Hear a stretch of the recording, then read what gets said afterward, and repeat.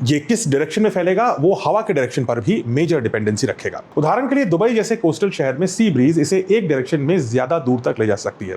दिन के समय में सी ब्रीज सी से लैंड की तरफ आती है, यानी दुबई के अंदर की तरफ आती है।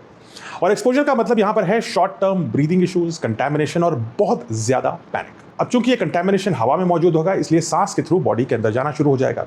लॉन्ग टर्म में ये कैंसर रिस्क भी हो सकता है, और स्पेशली अगर एक्सपोजर प्रोलॉन्ग्ड हो। लेकिन ये भी समझना जरूरी है कि एक्सपोजर लेवल्स अक्सर अनइवन होते हैं, यानी हर जगह बराबर खतरा नहीं होता।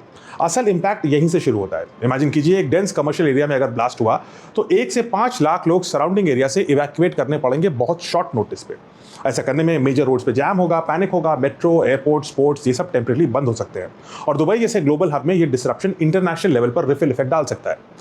अफेक्टेड एरिया को सील तुरंत करना पड़ेगा और क्लीन अप शुरू होना पड़ेगा। वेट करना पड़ेगा कि हवा इस कंटैमिनेशन को बाहर की तरफ लेती जाए और धीरे धीरे ये कंटैमिनेशन का जो कॉन्सेंट्रेशन लेवल है वो कम हो जाए। कुछ स्क्वायर किलोमीटर का एरिया रेस्ट्रिक्ट किया जाएगा लंबे समय के लिए। बिजनेसेस को बंद करना पड़ेगा। टूरिज्म लॉन्ग टर्म पे हिट होगा और एस्टिमेटेड इंपैक्ट जो होगा वो hundreds of billions of dollars तक जा सकता है, depending on the scale of a dirty bomb. Radiation का क्लीनअप करना बिल्कुल आसान काम नहीं होता। कंटैमिनेशन हटाने में महीनों और सालों भी लग सकते हैं। कुछ एरिया में लॉन्ग टर्म रेस्ट्रिक्शंस लग सकते हैं जो दशकों तक चल सकते हैं। लेकिन यह भी सच है कि मॉडर्न डीकंटैमिनेशन टेक्निक से अधिकतर एरियाज इवेंचुअली स्टेबल और यूजेबल बन जाएंगे। अब सबसे जरूरी बात यह है कि डर्टी बॉम्ब का मतलब न्यूक्लियर एपोकैलिप्स नहीं है। कोई न्यूक्लियर धमाका नहीं होने वाला है। ये हिरोशिमा या नागासाकी जैसा एक नजारा पेश नहीं करेगा। लेकिन फिर भी डर्टी बॉम्ब एक वेपन ऑफ डिसरप्शन है जो फिजिकल डैमेज से ज्यादा फियर, केओस और इकोनॉमिक शॉक पैदा कर सकता है। और यही वजह है कि इंटरनेशनल एजेंसीज और गवर्नमेंट्स ऐसे सिनेरियोज के लिए लगातार मॉनिटरिंग, ड्रिल्स और प्रिपेयर्डनेस मेंटेन करती आ रही है।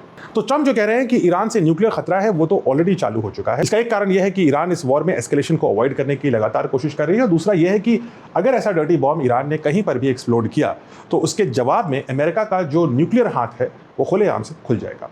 इसलिए एक रिटेलिएशन का खतरा भी मेंटेन है इस पूरे सिनेरियो में। तो कमेंट्स में बताइए, क्या आपको लगता है कि ईरान ऐसा डर्टी बॉम्ब डिप्लॉय कर सकता है भविष्य में? क्या ये एक वाजिब थ्रेट है?